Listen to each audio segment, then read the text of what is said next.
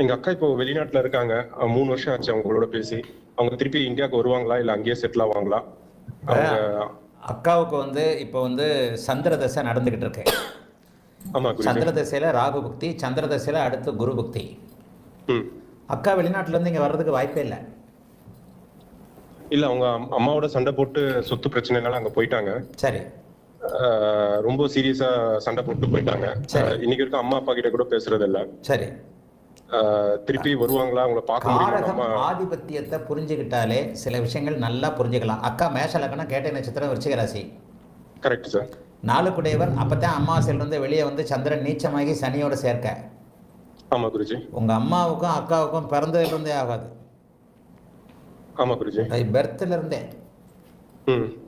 உங்க அம்மா பேர்லயும் தவறு இருக்கும். நான் வந்து பட்டு பட்டுன்னு உள்ளதை சொல்றாள்.